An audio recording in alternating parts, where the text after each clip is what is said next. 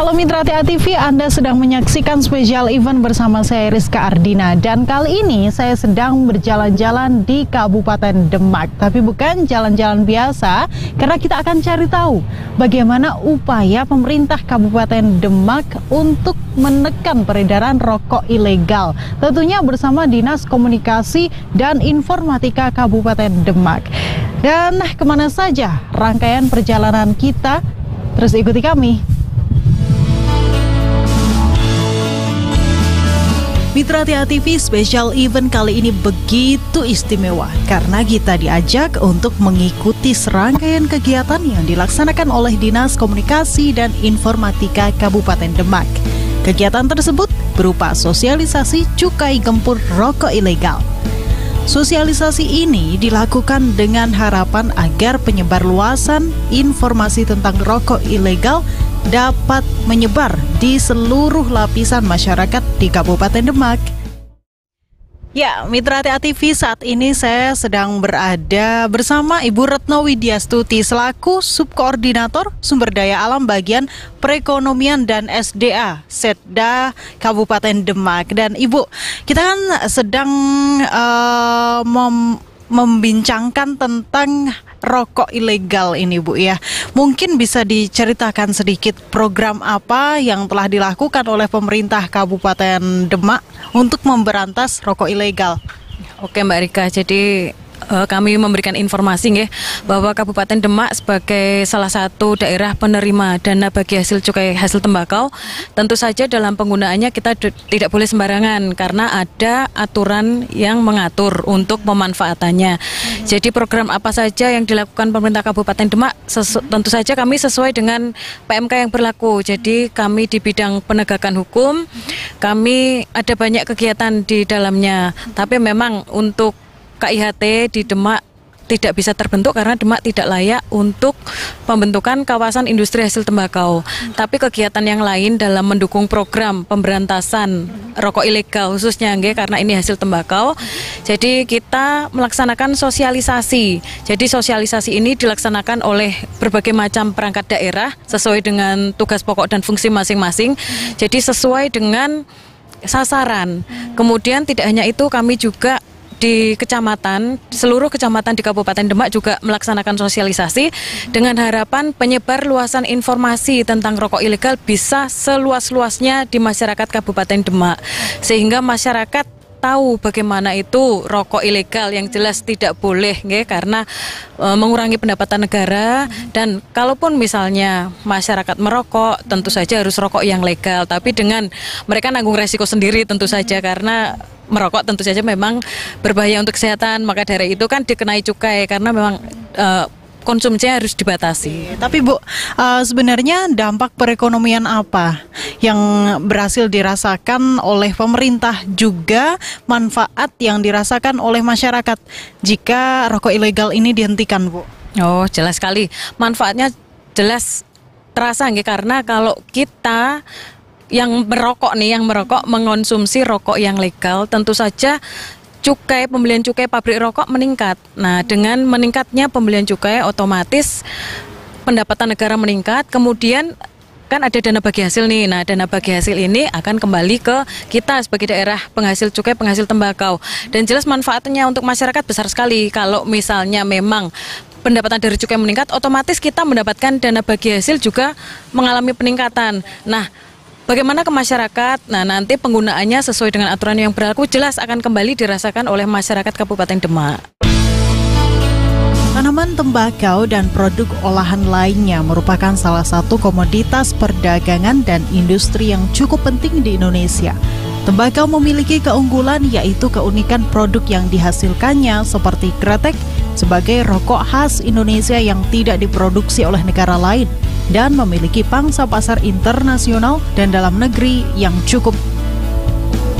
Untuk itu, rokok merupakan salah satu barang kena cukai yang memberikan kontribusi besar bagi pendapatan negara. Namun demikian, masih banyak yang beredar dengan pita cukai rokok yang ilegal.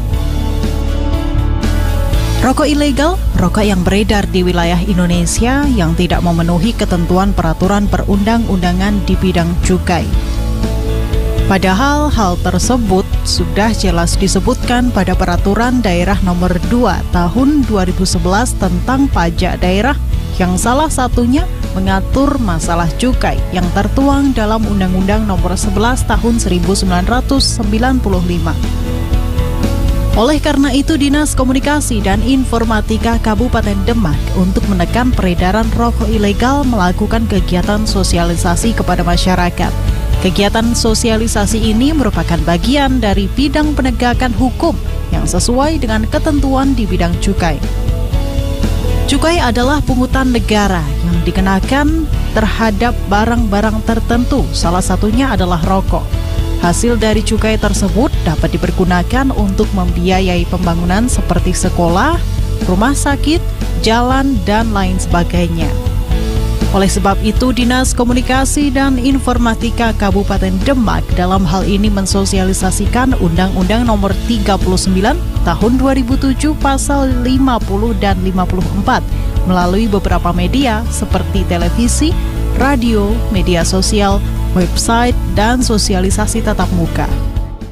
Ya, Mitra TA TV, saat ini saya bersama dengan Bapak Rudi selaku Subkoordinator Media Komunikasi Publik Dinkominfo Kabupaten Demak ya Pak ya. Oke Pak, mungkin bisa dijelaskan kepada pemirsa di rumah upaya apa saja yang sudah dilakukan oleh Dinkominfo Kabupaten Demak untuk menekan rokok ilegal ini. Oh, ya, terima kasih.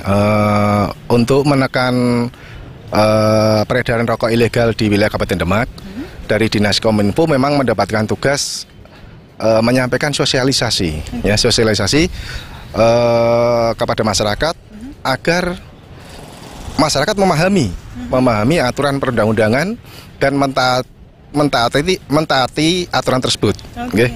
Nah, bentuknya apa yang kita sampaikan kepada masyarakat, yaitu kita melalui sosialisasi melalui beragam media ya, beragam media seperti media elektronik, ada televisi juga, ada radio, kemudian melalui media sosial, media digital, seperti pemberitaan, pemasangan banner maupun website, di website juga. Kemudian juga kita melakukan sosialisasi tatap muka. Tatap muka ya. Tatap muka berarti kita mengundang para pelaku seni, juga mitra-mitra Dinas Kominfo seperti kelompok informasi masyarakat.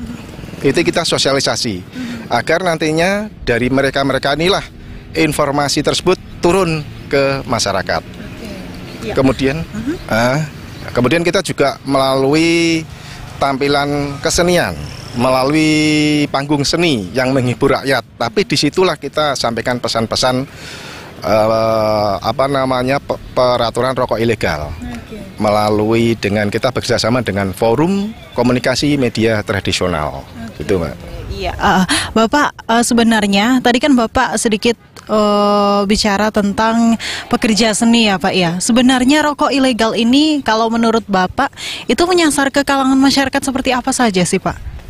Ya, untuk peredaran rokok ilegal ini memang siapa saja berpotensi untuk menjadi sasaran, ya, karena para konsumen atau para perokok ini tentunya di masa yang sulit seperti ini, di masa-masa pandemi saat ini, tentu dia ingin bisa menikmati keinginannya merokok, namun dengan mengharapkan harga yang murah.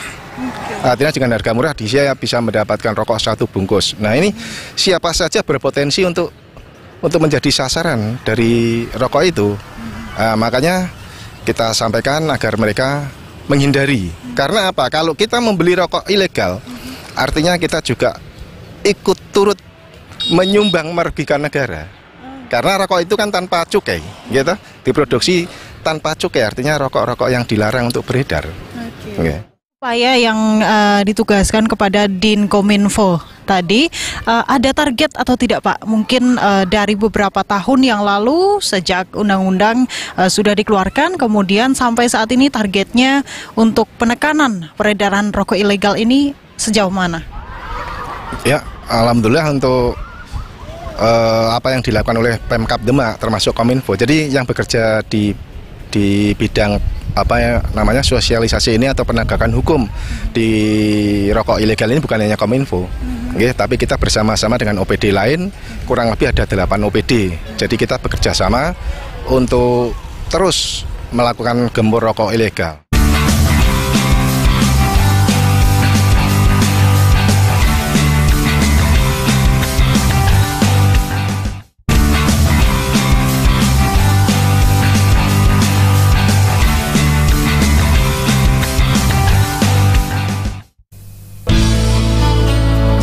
Mitra TA TV, Dinas Komunikasi dan Informatika Kabupaten Demak melakukan sosialisasi cukai gempur rokok ilegal melalui beberapa media. Pemberitaan dan iklan sosialisasi di media cetak, media elektronik, televisi berupa tayangan sosialisasi tatap muka, talk show dengan narasumber yang kompeten di bidangnya dan lain sebagainya. Serta melalui radio yang berupa iklan layanan masyarakat, talk show dengan narasumber yang berkompeten di bidangnya yang disajikan dalam bentuk podcast dan juga streaming YouTube. Yang penting bagi kita untuk memberantas adalah kepada produsen ya. Kalau kita bisa menemukan produsen itu sangat bagus. Kemudian kepada penjual. Dan yang terakhir adalah kepada masyarakat. Kalau masyarakat itu tidak mengkonsumsi, tidak membeli, otomatis yang memproduksi rokok ilegal pun juga pasti akan berkurang. Nah, lapisan masyarakat ini kan sangat luas ya, Mbak. Yang penting memang adalah bagaimana mengedukasi mereka tentang rokok ilegal ini. Di samping bahayanya karena tidak terstandarisasi, juga tidak ada sumbangan sama sekali kepada negara, baik itu berupa cukai, PPN hasil tembakau maupun pajak rokok, jadi nggak ada sama sekali. Nah ini yang menurut saya penting sekali bisa melalui legislatif karena perwakilan sangat banyak, kemudian juga pemilih sangat banyak. Nanti monggo dari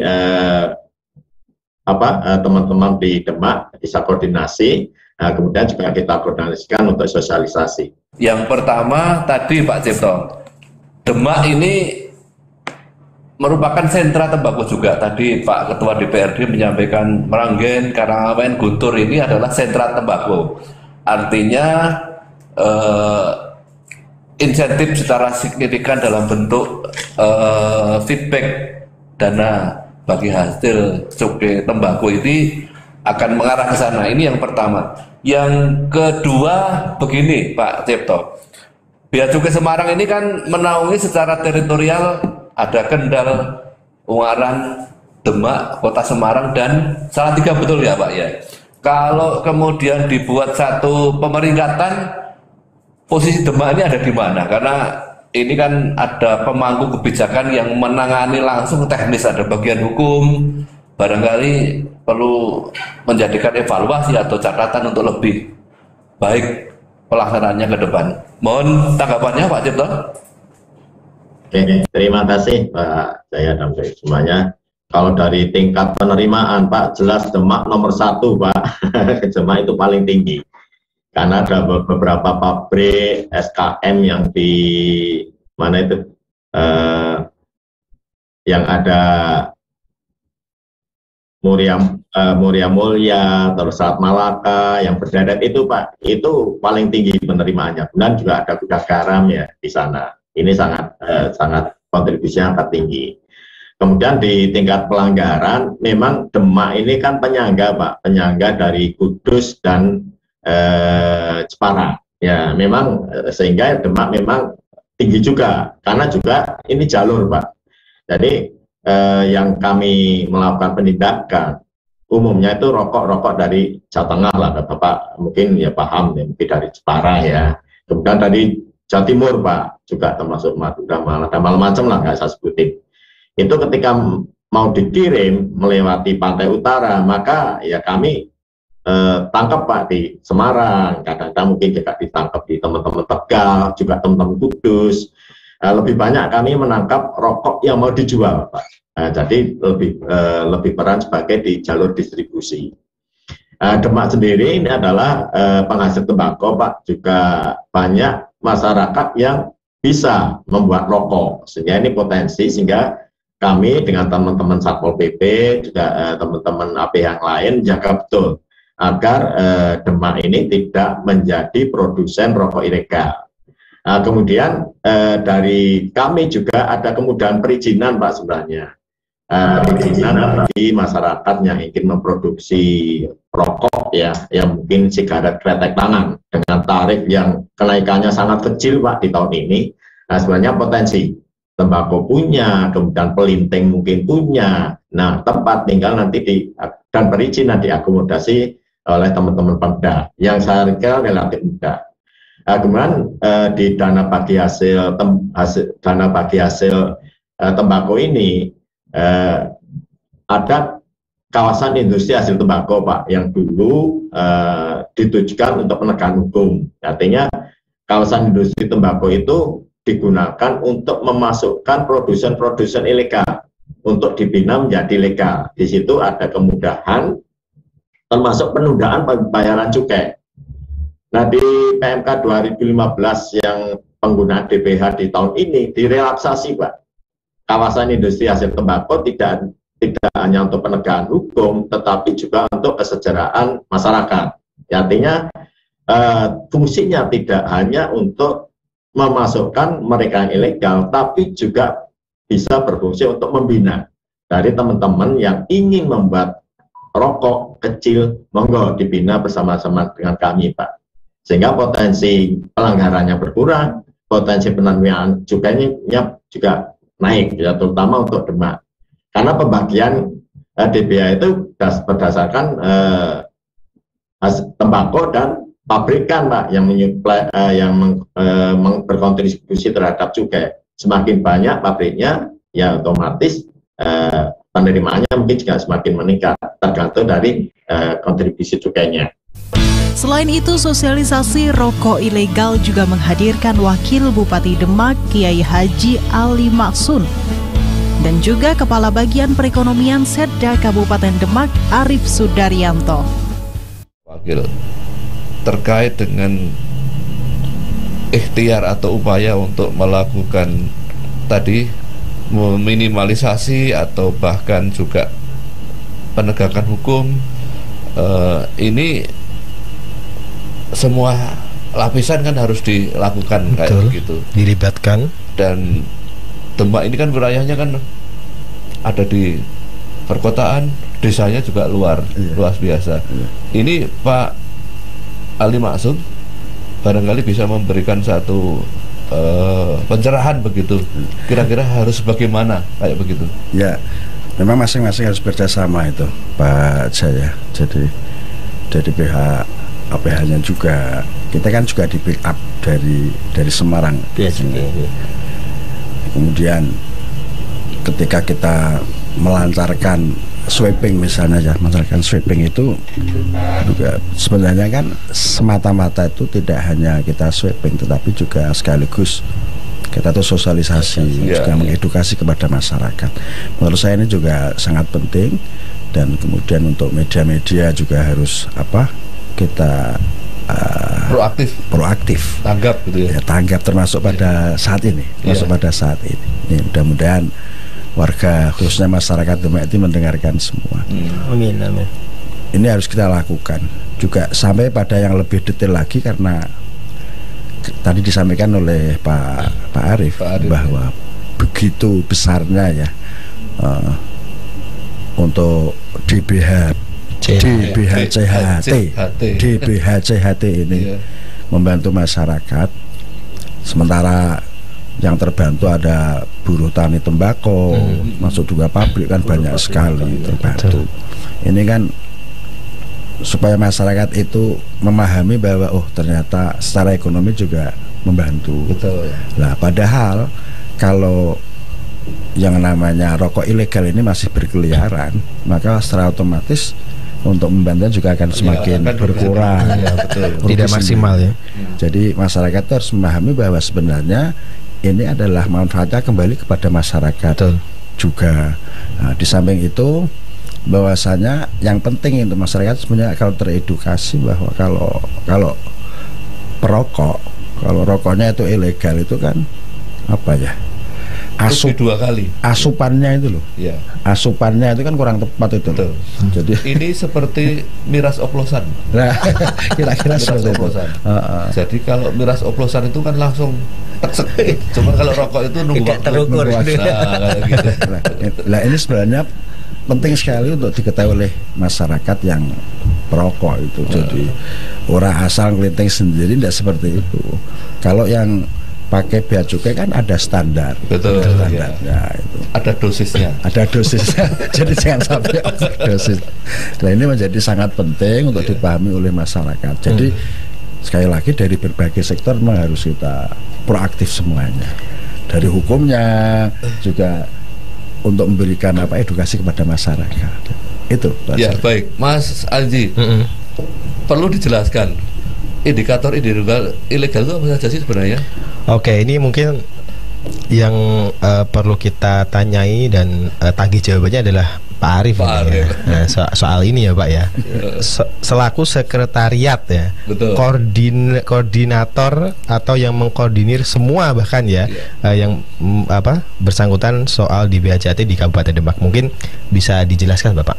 Apa itu Pak Arief? Ilegal itu. Kalau saya memahaminya itu ya Sebenarnya kalau bener gitu. Kalau itu sebenarnya kewenangannya bea cukai ya yang lebih tahu. Tetapi yang paling umum dikatakan bahwa ilegal itu karena tidak legal, artinya tidak memenuhi aturan. Aturannya tadi cukai tadi. Ya. Cukai lah. Cukai itu macam-macam. Ada yang tidak tak pakai cukai atau ada yang disebut polosan itu. Jadi rokok tanpa cukai. Kemudian ada juga yang cukai tetapi palsu misalnya. Kemudian juga ada cukainya asli tetapi bukan peruntukannya. Ya. Ada cukai misalnya untuk produk yang A misalnya tapi dipakai oleh produk B misalnya. Nah, sehingga itu tadi pemasukan yang mestinya masuk kepada negara, cukai yang mestinya masuk negara menjadi tidak atau paling tidak berkurang karena peruntukannya tadi pasti yang lebih rendah mesti nyarinya kan gitu ya. Jadi kalau boleh di simpulkan yang pertama itu tanpa cukai ya. Ya. Pakai cukai tapi cukainya palsu. Atau cukainya daur ulang. Cukai rusak. Jadi sudah dipakai lagi. Pakai cukai tapi peruntukannya berbeda. Betul. Artinya ketika itu semuanya tidak ada, berarti ini kan tidak ada cukai yang masuk kepada pemerintah begitu ya. Nah, sebenarnya ini ciri-cirinya itu mudah sekali dikenali sebenarnya, cuman tinggal kita itu bersama mensosialisasikan ini kepada masyarakat sampai langsung benar-benar menyentuh masyarakat begitu Bapak, karena masyarakat sendiri itu juga nantinya penerima manfaatnya.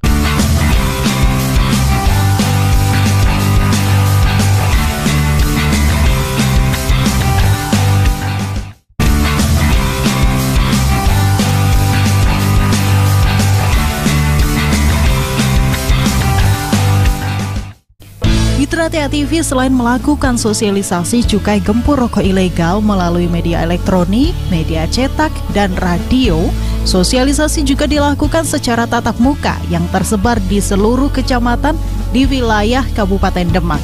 Peserta sosialisasi ini yakni kepala desa, tokoh masyarakat, pedagang kelontong, karang taruna, dan juga para jasa ekspedisi. Dalam kesempatan tersebut, Nurhaini Hidayah, Kepala Seksi Layanan Informasi Bea Cukai Semarang menyampaikan ciri-ciri rokok ilegal yakni rokok polos atau tanpa pita cukai rokok palsu, pita cukai rokok bekas, dan pita cukai rokok berbeda.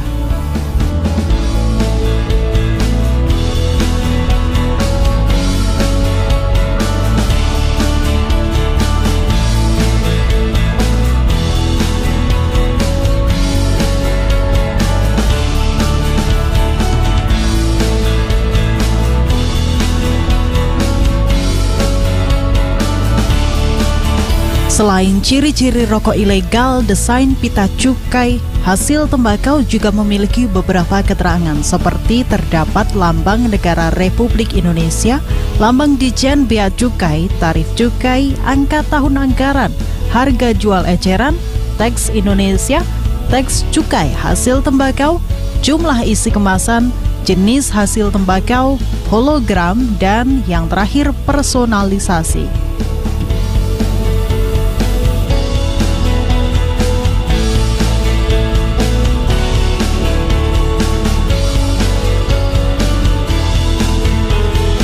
Dinas Komunikasi dan Informatika Kabupaten Demak juga melakukan sosialisasi dengan cara media luar ruangan, yakni dengan membagikan stiker, pemasangan spanduk, dan juga baliho.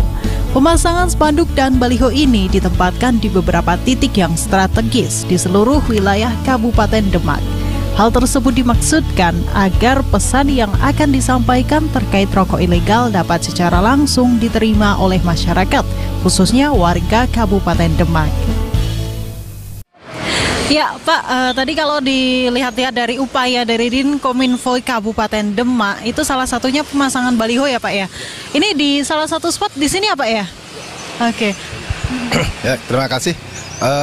Selain media-media yang kami sebutkan tadi, kita juga melakukan sosialisasi kepada masyarakat melalui media luar ruang. Jadi seperti pemasangan baliho, seperti yang ada di belakang ini, juga pemasangan di wilayah-wilayah kecamatan. Ya, di wilayah-wilayah itu kita pasang di tempat-tempat yang strategis, di mana masyarakat yang melalui jalan atau lewat nanti bisa membaca dengan jelas. Pak, mungkin bisa disampaikan kepada masyarakat di rumah, selain upaya-upaya tadi, ada pesan-pesan dan juga harapan atau tidak dari sosialisasi ini untuk menggempur peredaran rokok ilegal? Baik, untuk program gempur rokok ilegal ini tentu kami mengharap ada partisipasi aktif juga dari masyarakat. Jadi tidak hanya Pemkab saja yang bekerja untuk memberantas rokok ilegal, namun juga seluruh lapisan masyarakat.